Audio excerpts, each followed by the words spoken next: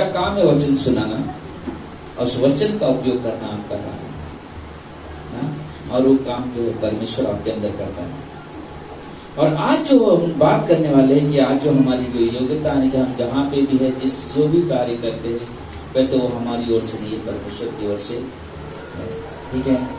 तो यहाँ पे ये पौलुस यहाँ पे बात करता है कि आज हम लोग देखते हैं कि पौलुस बहुत सारे कार्य किया, बहुत सारी चीज किया और यहाँ पे कहते हैं बोला जो मैं करता हूँ मैं अगर मैं अपने हिसाब से करने जाऊं तो मैं उस योग नहीं कि मैं कर सकूं ना कर सकूं, लेकिन परमेश्वर ही है जो कहता है कि मेरे द्वारा कार्य करता है, मेरे द्वारा कार्य। पहला कुरिन्थियों के 2 अध्याय अगर 1 से 5 पढ़ो तो वहां पे लिखा है कि तुम्हारे बीच में यीशु मसीह क्रूस पर चढ़ाए हुए उस मसीह को छोड़ और किसी बात को न जानो।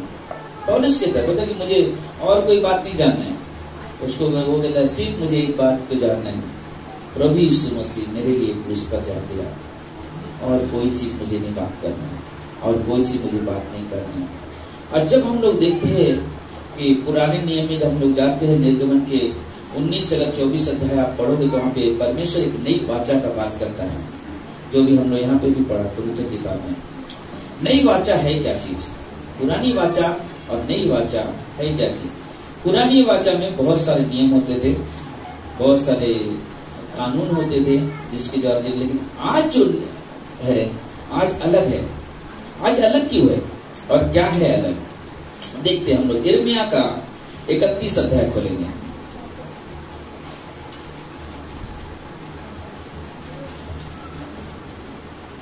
यिर्मयाह 31 अध्याय और 31 वचन से 34 वचन। फिर प्रभु की यह भी वाणी है, सुन ऐसा दिन आने वाला है, सुन ऐसा दिन आने वाला है जब मैं इज़राइल और यहूदा के घराने से नई वाचा बांधूंगा। क्या करूंगा? नई वाचा बांधूंगा। क्योंकि जो पहले आप देखोगे पुराने नियम में निर्गमन की किताब में जब देखोगे तो वहां पर परमेश्वर ने आज्ञा दिया जिससे हम और आप कभी पूरा नहीं कर सकते। कितना भी हम सोचेंगे नहीं अभी मैं कर लूंगा, अभी मैं कर लूंगा, लेकिन क्या होता है कि कहीं ना कहीं वो व्यक्ति जाके क्या होता है गिर जाता है। उदाहरण के तौर पे 10 आज्ञा दिया है, पहला आज्ञा क्या है? मुझे छोड़ किसी की ईश्वर करके ना पुकारना, ना किसी की प्रतिमा बना के उसको दंडवत करना। फिर क्या कहता है? क्यों बोला ऐसा? क्योंकि मैं जलन करने वाला परमेश्वर हूं। फिर एक चीज मिलता है कि ना अपने माता पिता का आदर करना। फिर क्या बोलता है? चोरी ना करना, हत्या ना करना, किसी के विरुद्ध झूठी गवाही ना देना। कई सारे आज्ञा हैं। अगर हम लोग 10 आज्ञा अपने घर में लगाए और कहें कि आज से मैं ये 10 आज्ञा का पालन करूंगा, 10 आज्ञा का पालन करूंगा, कितने लोग पूरा करेंगे? कोई नहीं कर सकता, कोई नहीं कर सकता। और इसलिए उस आज्ञा को पूरा करने के लिए एक व्यक्ति आया जिसका नाम था प्रभु यीशु मसीह। और वही चीज यीशु मसीह के बारे में जब ये बात करें, मैं जब लिखता है तो यही बात करें कि मैं तुम्हें एक नई वाचा दूंगा। और वो नई वाचा है क्या चीज? 32 वचन।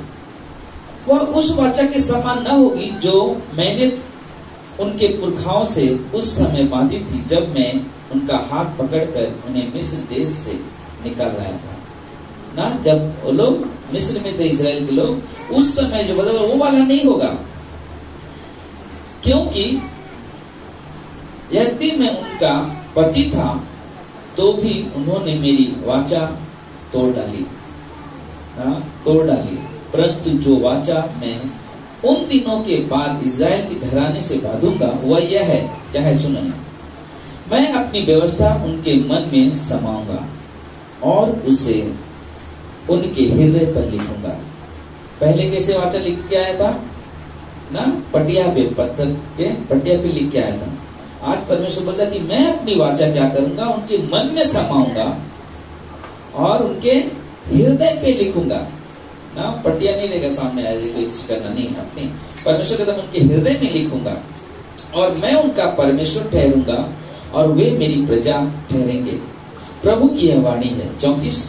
और जब उन्हें फिर एक दूसरे से यह न कहना पड़ेगा कि प्रभु को जानो, क्योंकि प्रभु की यह वाणी है कि छोटे से लेकर बड़े तक सब के सब मेरा ज्ञान रखेंगे, क्योंकि मैं उनका अधर्म क्षमा करूंगा और उनका पाप फिर स्मरण न करूंगा। देखा परमेश्वर का वादा। परमेश्वर बोलता है मुझे मालूम है तुम उस वादे को पूरा नहीं कर सकते हो, उस वाचा को पूरा नहीं कर सकते हो। परमेश्वर ने तुम्हें एक आसान तरीका बताया। ये परमेश्वर का प्रेम है। परमेश्वर को मालूम ये लोग नहीं कर पाएंगे, गिर जाएंगे। हाँ, तो परमेश्वर बोलते अब मैं एक नया चीज तुम्हारे जीवन में करना चाहता हूँ। बोले कि और वो चीज वहां पे कहा कि ना कि जो 34 वचन था कि आप उन्हें फिर एक दूसरे से यह कहना न पड़ेगा कि प्रभु को जानो। वो बार बार बोलने लगा तुम प्रभु को जानो, प्रभु को जानो, प्रभु को जानो। क्यों? क्योंकि प्रभु क्यों मैं जीवन, क्योंकि प्रभु की वाणी है कि छोटे से लेकर बड़े तक सबके सब तेरा ज्ञान रखेंगे। सॉरी, मेरा ज्ञान रखेंगे। परमेश्वर कहता है चाहे छोटा हो या बड़ा हो, वो परमेश्वर का क्या रखेंगे? ज्ञान रखेंगे। क्या आप अपने बच्चे को नहीं बोलते हो कि हमारा परमेश्वर कौन है? बोलते कि नहीं बोलते? नहीं बोलते? बोलते हैं, शादी में बोलते है ना। माँ बाप बोलते हैं, फिर हम अपने समझो भाई बड़ा है, छोटा है भाई, तो हम उसको बोलते कि हम परमेश्वर को जानते हो। हम परमेश्वर का ज्ञान उन्हें सिखाते कि हमारा परमेश्वर कौन है ना। तो क्या होता है, बचपन से लेकर ना बड़े तक सबको परमेश्वर का ज्ञान रखेंगे, क्योंकि मैं उनका धर्म क्या करूंगा? क्षमा करूंगा।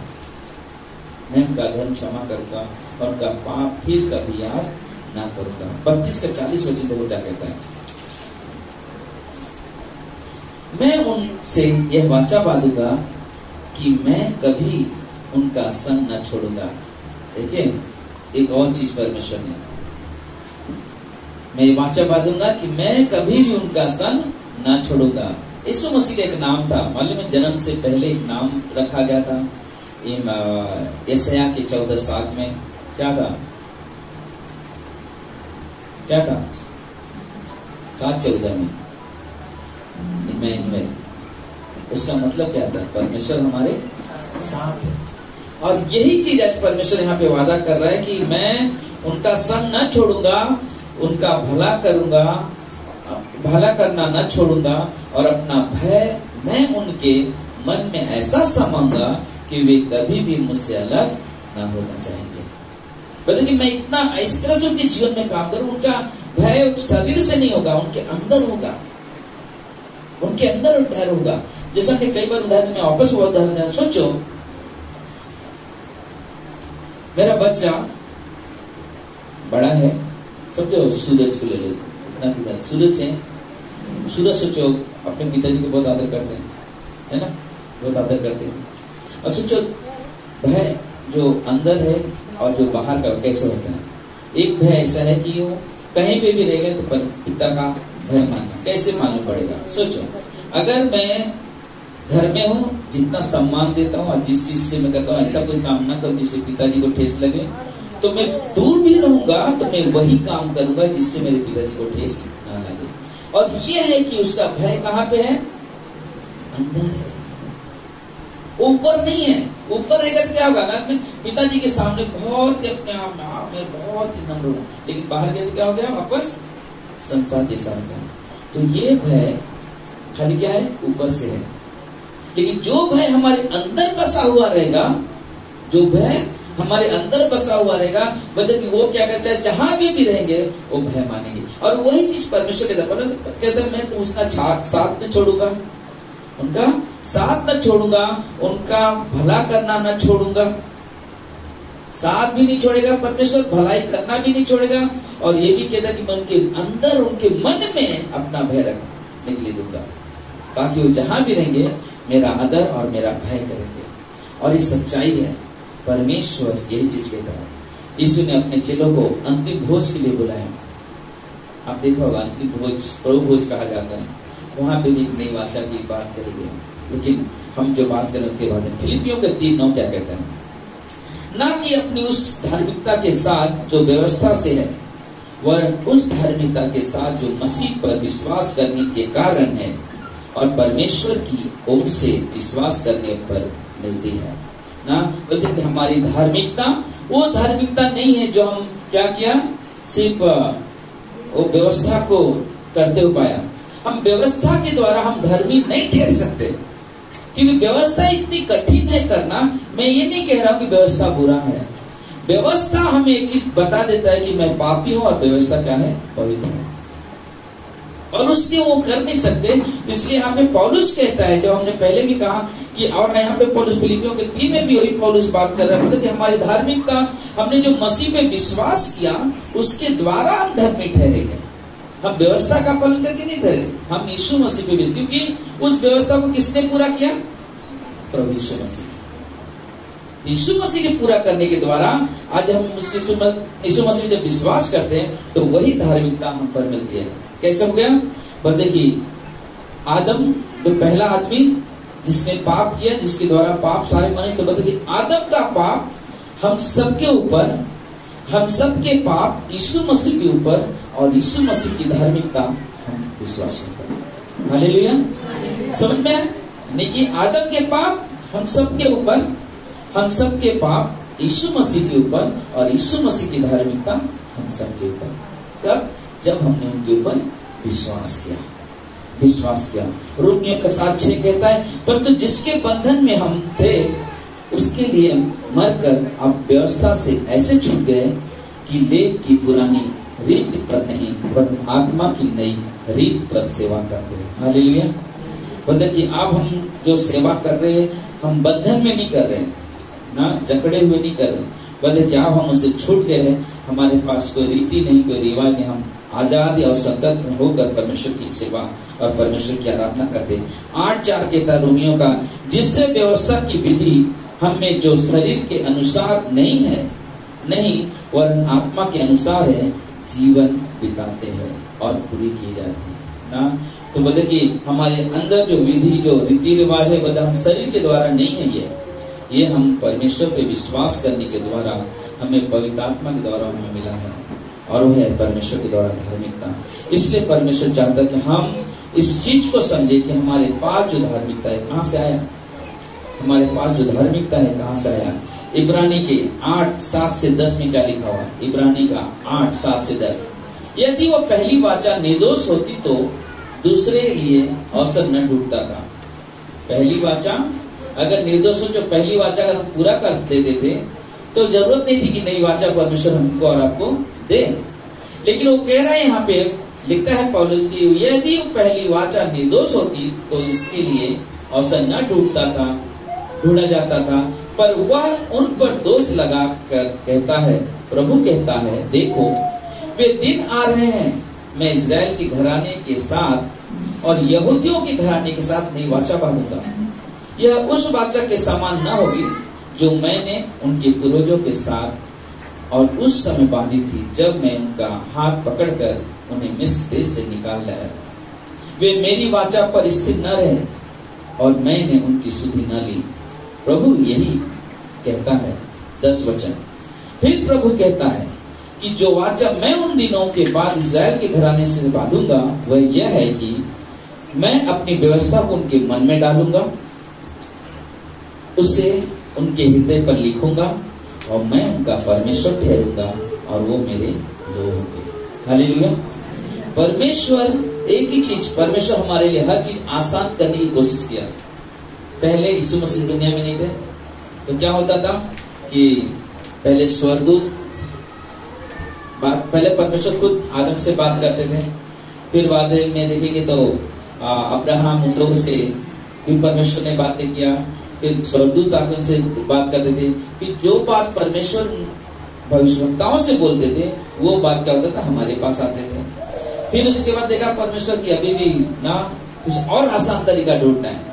तब परमेश्वर ने देखते देखते देखते देखते क्या किया कि मलाकी से लेकर और मत्ती तक 400 साल, सोचना आप, 4 दिन नहीं, 400 दिन नहीं, 4 साल, 400 साल तक परमेश्वर ने किसी से कोई बात नहीं किया।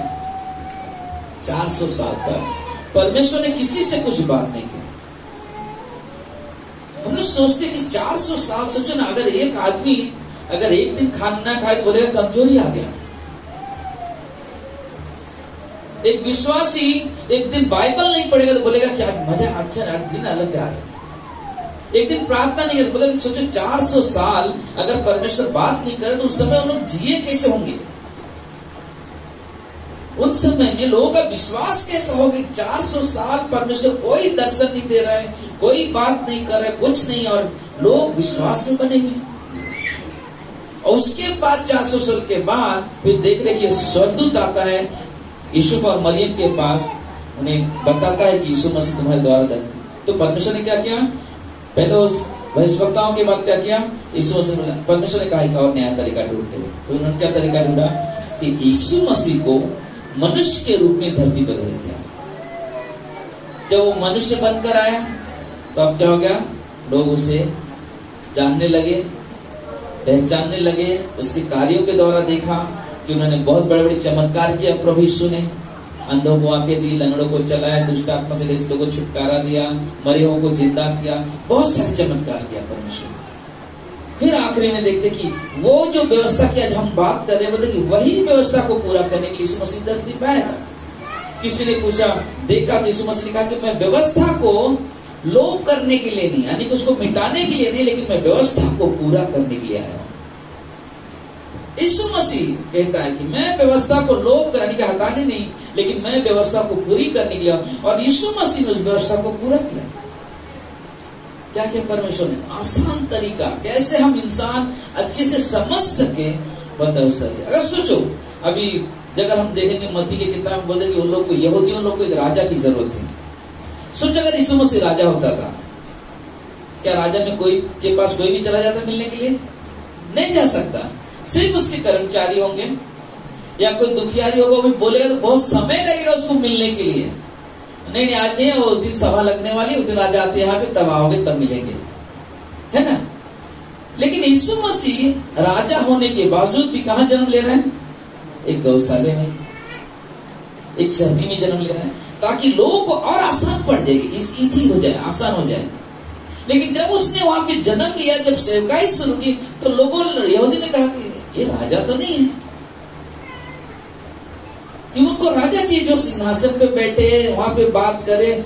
लेकिन यीशु मसीह ऐसा राजा था जो राजा नहीं काम कर सकता, वो हमारा राजाओं का राजा प्रभु यीशु मसीह किया। हालेलुया। वो लोगों के दुख दर्द को समझता था, वो लोगों के दुख दर्द का जायजा लेता था, जगह जगह घूमता था, घर घर जाता था, लोगों की परिस्थितियों को देखना, उनको जांचना। आज वही चीज सेवकों को दिया है यीशु मसीह ने। वही चीज यीशु मसीह ने कहा मत्ती के 18-19 में कहा कि स्वर्ग और पृथ्वी का अधिकार मुझे दिया गया, इसलिए मैं तुम्हें कहता हूं, तुम जाओ, जाति जाति के लोगों को सुसमाचार प्रचार करो। आज हर एक पैसे सेवक क्या करते, यही काम करते हैं कि जाना है, प्रभु यीशु का संदेश सुना।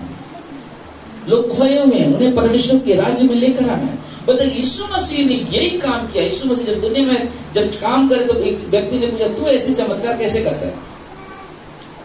उसने कहा,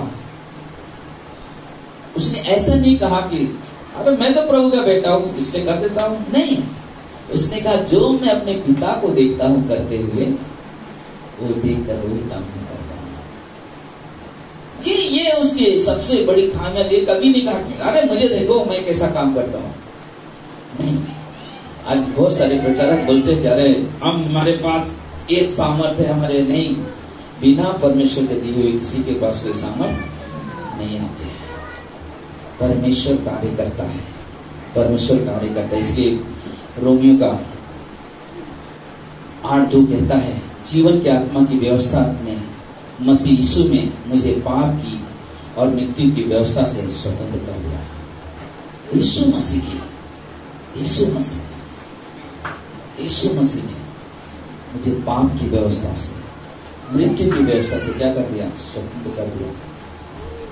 एक व्यक्ति जब यीशु मसीह पे विश्वास करता है, उसके सारे पाप, चाहे उसने बचपन से लेकर अभी तक किया, वो जो बीत गया, आज जो कर रहा है, करने वाला होगा भविष्य में, वो भी भूतकाल, वर्तमान काल और भविष्य का तीनों पाप यीशु मसीह ने क्षमा कर दिया, उस क्रूस पे भुगतान कर दिया, मतलब उस पाप से हमें छुटकारा दे दिया। दूसरा चीज उसने कहा कि ना, मृत्यु से हर एक इंसान एक न दिन मरेगा, लेकिन मरने के बाद कहाँ जाएगा ना। आज पास्टर गणेश सुबह ने बोल रहे थे कि औरत प्लेन में बैठी हुई थी, तो उसको डायरेक्ट बोले, सोचो, प्लेन में जा रहे थे तो बोले, सोचो अब ये प्लेन क्रॉस हो जाएगा तो क्या होगा? अगर प्लेन क्रॉस हो गया और अब मर गया तो क्या कहाँ जाओगे? मालूम नहीं। तो उन्होंने क्या किया? कहा मालूम है, यीशु मसीह ही एक रास्ता है। अगर हम मर भी गए, अगर हम यीशु पे विश्वास करते हैं, हम मर भी गए तो हम स्वर्ग में जाएंगे। हालेलुया। इससे बड़ी कोई, तो इसलिए यीशु मसीह क्या किया? हमारे पाप से और हमें मृत्यु से क्या कर दिया? स्वतंत्र कर दिया। हम शायद यहाँ पे हम लोग देख रहे है ना, कल हम लोग दुनिया छोड़ देंगे, लेकिन जब परमेश्वर के पास जाएंगे वहां तो भी हम एक साथ रहेंगे। और इससे बड़ी चीज, इससे बड़ी आनंद की बात कुछ नहीं हो सकती कि एक विश्वासी जब परमेश्वर के साथ एक साथ बैठेगा और सब मिलकर उसकी आराधना, उसकी प्रशंसा, उसकी बड़ाई, उसकी जय जयकार करेंगे। इसलिए आज जो भी आप हो, आप जो भी करते हो, हम जो भी करते हैं, ये हमारी ओर से नहीं है, ये परमेश्वर की ओर से है। और परमेश्वर कार्य करता है, परमेश्वर कार्य करता है। किसान जब खेत में हल चलाता है, उसे जोतता है, तो उसको क्या करता है? बीज डालता है, समय पे पानी डालता है, हर चीज करता है। लेकिन वो क्या करता है? इतना काम करता है, लेकिन बढ़ाता कौन है? परमेश्वर। परमेश्वर बढ़ाता है। हम अपना काम करें। अगर आप विश्वास करते हो प्रभु यीशु पे, आप प्रार्थना का जीवन जियो, कलीसिया का जीवन जियो, बाइबल का जीवन जियो, परमेश्वर आपको किसी चीज के लिए कभी मोहताज नहीं करेगा। उसने कहा ना, मैं तुझे संभालूंगा, मैं तेरे साथ रहूंगा, मैं तुझे संभालूंगा और मैं तेरे मन में कार्य करूंगा। ऊपर नहीं, ऊपर से नहीं, मन के अंदर। परमेश्वर बदल, मैं तुम्हारे हृदय में काम करूंगा। और जो चीज हृदय में काम होगा ना, हमने उस दिन क्लास में सिखाया था, अचानक पवित्र आत्मा ने कुछ नई चीज बताया। बोलते कि रोमियो के 5:5 में, रोमियो के 5:5 में लिखा हुआ कि पवित्र आत्मा के द्वारा परमेश्वर का प्रेम हमारे अंदर उंडेला गया। क्या किया गया? उंडेला गया। उंडेला का मतलब क्या होता है? भरा गया। अगर वो छिड़का हुआ रहता था, सोचो, अगर मैं एक साथ पानी लिया, छिड़क दूं, ठीक है, छिड़क दूं, वो किसी काम में आएगा? नहीं आ सकता। वो किसी को दे नहीं सकता पानी। लेकिन अगर मेरे बॉटल में पानी देगा तो क्या कर सकता है? किसी प्यासे को दे सकता है। बोलते कि परमेश्वर का प्रेम वो प्रेम है कि परमेश्वर का प्रेम हमारे अंदर पवित्र आत्मा द्वारा उंडेला गया है ताकि हम किसी और को दे सके। और जब भी आप एक काम करते हो कि आपके अंदर परमेश्वर का प्रेम डाला हुआ है और वो प्रेम जब आप दूसरे को बांटते हो, तो आपके जीवन से एक चीज होता है कि आपके जीवन से लोग परमेश्वर को देते हैं। हालेलुया। आपके जीवन से लोग परमेश्वर को देते हैं कि वाह, ये प्रेम कहां से, ये नया चीज देख रहे हैं, नया चीज देख रहे हैं। एक व्यक्ति ने बात किया, एक व्यक्ति ने, करुणा का मामा ने, वो जॉब करने के लिए जाते तो बोलते वहां पे एक आदमी नया नया ऑफिस चालू किया, सब चीज कर रहा था। तो उसको कहा कि तो मैं हाल लगा था, तू नारियल तोड़ दे। तो उसने बोला नहीं। बोला हाँ, तू क्रिश्चियन है ना, तू तो नहीं करेगा इस चीज। तो बोला कि हाँ, लेकिन तुझे मालूम नहीं कितने लोगों को मार रहे लोग, क्रिश्चियन लोग को। तो उसने बहुत अच्छा जवाब दिया। बोला मालूम है आपको सर, जितने आप क्रिश्चियन विश्वासियों को देखोगे ना, वो विश्वासी कैसे बने? अगर उनके पीछे जीवन में जाओगे ना, तो उनसे बड़े बड़े गुंडे मिलोगे। अगर उनके पीछे जीवन में जाओगे तो उनसे बड़े बड़े गुंडे, उनको मारने के लिए उनको समय नहीं लगेगा। लेकिन प्रभु के प्रेम ने उसे बांध दिया है, इसलिए क्या करते? दुश्मन को भी प्रेम करते हैं। हालेलुया। हमारा परमेश्वर वो परमेश्वर है, रियली वो परमेश्वर ही बात करता है, परमेश्वर वो बात करता है। तुम सताओ, तुम रुलाओ, तुम हंसो, कोई बात नहीं, परमेश्वर है। हम परमेश्वर के लिए जीते हैं और परमेश्वर वो काम करता है। नहीं करना है मुझे ये काम, मेरे लिए नहीं करना है, नहीं करना है तो नहीं करना। जो मेरे परमेश्वर के महिमा के लिए उसमें हम करेंगे। और यही है कि परमेश्वर कहता है कि जो तुम बात कर, जो भी तुम्हारे अंदर से निकलता है, वो तुम्हारे द्वारा नहीं है, मेरे द्वारा है। मैंने तुम्हें अपनी महिमा का पात्र बनाया है और तुम मेरे महिमा करोगे। मैंने तुम्हें अपने महिमा का पात्र, मैं तुम मेरी महिमा करोगे और मैं तुमसे अपनी महिमा लूंगा। क्योंकि इंसान की जब सृष्टि की परमेश्वर क्या कहा, मैं मनुष्य को बनाऊंगा, वो मेरी महिमा करेगा। हालेलुया। हमें परमेश्वर ने वो दे दिया है, क्योंकि परमेश्वर ने हमें ऐसा आसान तरीका दे दिया कि अब हम व्यवस्था के अधीन नहीं, हम परमेश्वर की महिमा के अधीन, हम परमेश्वर विश्वास करने के द्वारा हम व्यवस्था व्यवस्था व्यवस्था नहीं, व्यवस्था से हम छुटकारा पा लिया और परमेश्वर की महिमा करते हैं। आमीन। आइए हम लोग प्रार्थना करें। प्रिय परमेश्वर, प्रभु यीशु हम धन्यवाद देते हैं, सारा आदर, सारा महिमा, सारा गौरव आपको देते हैं। हे मेरे राजा, मेरे परमेश्वर, प्रभु हम आपको कोटि कोटि धन्यवाद देते हैं। प्रभु जी, आपकी स्तुति करते हैं, आपकी प्रशंसा, आपकी बड़ाई करते हैं। प्रभु तू महान है, तू पवित्र परमेश्वर है प्रभु, और हर दिन हर वक्त प्रभु तू सामर्थ के काम करता है, तू अद्भुत कार्य करता है। और आज के वचन से तो नीचे सिखाया प्रभु कि तू हमें कभी नहीं छोड़ता, तू हमें संभालता है, कि तू हमारे साथ रहता है। अब नई नई बातें सिखाता है कि तू पवित्र आत्मा द्वारा बातें करता है। हे प्रभु यीशु, यहाँ पे आए लोग, हर एक भाई बहन को प्रभु तेरे हाथों में देते हैं परमेश्वर, सभी को अपने पंखों की आड़ में रखना परमेश्वर, उन्हें संभालना प्रभु जी। ये अंत दिनों का समय है, क्योंकि ऐसे समयों में कई ऐसे विश्वासी भटक गए, कई लोभ में संसार में चले गए, कई लोग अपनी अभिलाषाओं में संसार में चले गए। लेकिन प्रभु जी, आज भी लोग हैं जो आपकी महिमा करते हैं, आपकी बड़ाई करते हैं।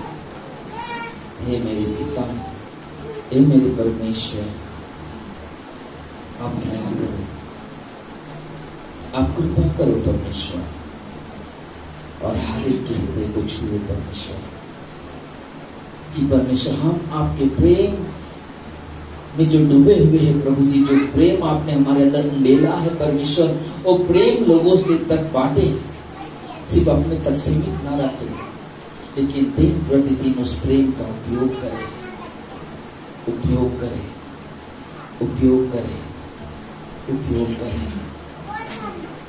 क्योंकि प्रभु आपकी मार्गदर्शन की जरूरत है, आपके बगैर हम कुछ नहीं कर सकते, हमें आपकी सहायता चाहिए इस सेवाई को आगे बढ़ाने में, मदद चाहिए परमेश्वर, सहायता चाहिए परमेश्वर। क्योंकि जब हम निराश होते हैं तो आप हमारे हाथ थामते हो, कहते हो चिंता मत कर, मैं तेरे साथ हूं। जब लोगों के लिए दुआ करते हैं, प्रार्थना करते हैं, जब लोग सामने दिखाई देते हैं, तो प्रभु तुम में आनंद से बढ़ता है। प्रभु हे मेरे राजा, हे मेरे परमेश्वर, हम धन्यवाद देते हैं, आपके नाम की स्तुति, आपके नाम की बढ़ाई करते हैं प्रभु जी। धन्यवाद मेरे पिता, धन्यवाद मेरे प्रभु, धन्यवाद देते हैं। हम सब अपनी जगह पे खड़े होंगे। धन्यवाद यीशु।